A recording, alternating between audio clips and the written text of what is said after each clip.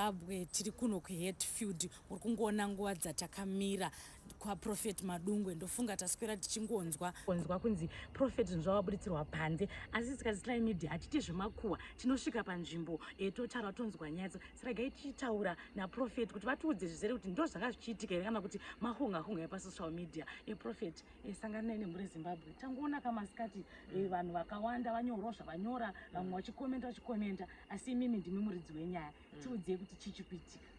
Zviri kuitika ndezvongoti profeti vane mabalances yes izvo ichokwadi achikwereti achirambwe zvemunhu wese chero nyika inoita chikwereti chero whosoever anoita chikwereti but vanhu vakuzowedzerera isine chikwereti chete zvozoburitsirwa zvinhu kuzodii vava vanhu vari kutsvaka maviews akati wandei saka vari kungotsvaka kuti macontent creator saka vangotoroka munga picture ke kulocation makaita that is not hatfield because hatfield kumadheudheu zvakatosiyana manje that is location then hatfield zvakasiyana saka vanhu vangotoroka picture kavo vakotanga ngotaipa kunyora kuti profit because kunetsa nechoti tine vanhu vari kuita vasi kuita journalism yekuti they don't verify kuti ndizvo here kana kuti hazvisizvo munhu anongofunga kuti alright saka ndoda kuti ndiwane maviewers saka sezvo profit vari kutrenda nyaya dzawo dzekunetsa ndikangonyora kuti vatoburitsirwa zvinhu yakutofamba saka ndo challenge yaitika manje kuti vanhu vari ku mamwe maplatforms ari kuona nafacebook youtube havasi kunyatsoverifya kuti information yavari kupa ndizvo here vanoita zviso they're just after money or after maviewers kuna naitikasi vanazvo chikwereti mudzimba patingoti isusu tangonyorwa chiti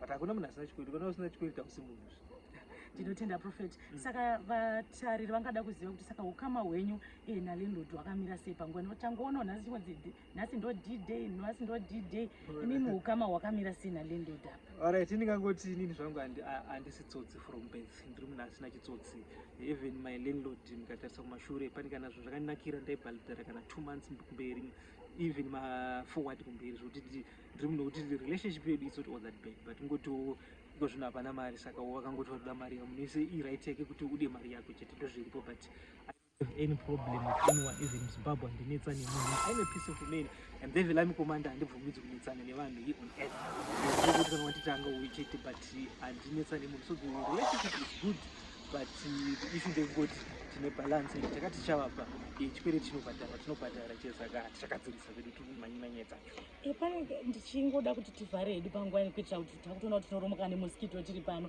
kune vamwe vari kutaurawo hanzi koprofeti havagone here kuudza mwari koprofeti havagone here nekuti profeti vanotaura namwari ipapo munogona kupa komenta here. Yes, let me clarify. All right, if we go to the Bible, zvinowanika because nothing happens without a purpose. Sometimes if God wants to raise you to another level, vanotanga vaisa a test. Zvavanoti uchinda to grade kana form 1 kana form 2 unokufura netest haungokwanisi kuenda to another level. Saka spiritual zvine zvaito allowed. Saka you cannot run away from that. Job akarwara, vana vakafa vakadi, then after that he was blessed. Saka Mwari vanopasisa the season. Saka it's a phase yetopfuura. We cannot run away from it. Anditi Abraham akashaya mwana svika achembera achitaura naMwari ari friend of God. Saka zvinowanika hazvirevi even mukatarisa vanonzi ndakuvimbisa kuti muende kuKenani kunerera uchine mukaka but kuKenani vana veIsraeri vaitofawo vaitodefeatwa even muhondo zvozogadzirwa saka hazvinowanikwa it's a phase yekuti Mwari vane vatendera kuti mumboita pass through that stage but not kuti Mwari vakurasai but it's a season zvava nekuti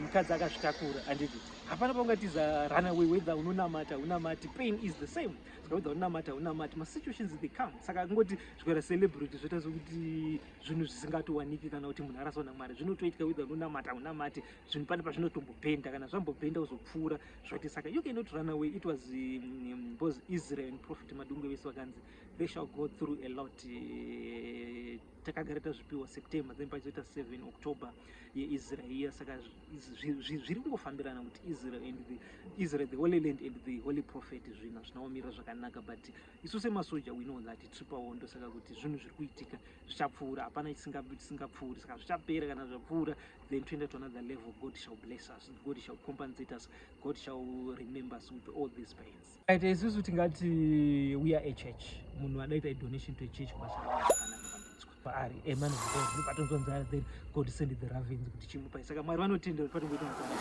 God will send the ravens saka isusu we're just waiting for the ravens kana dzauya vachepa 0762311556 vanoda but kana usingakwanisi aiwa tikwanisa kumanikidza munhu. Saka God shall send the ravens for us kuti tizobuda musituation, and we are proud of our boss God kuti he has allowed this situation kuti ite prevail, so that tione kufaith yedu kuti takasimba here, but aiwa hatoni vakasimba njanje cheko isusu. We are not moved, we are not, our faith is not shaken. So that vanhu vari kutaura media, but we are not shaken. Tinoramba takamira to the gospel of Jesus Christ and the second coming of Jesus Christ. Titi vanhu siyai zvivi. Saka I am still fine. Aiwa handina Makasimba. aiwa takachasima. We are Mangwana fighting. cheme mutori We are active. fighting. Yes, I'm active. I'm the villain commander.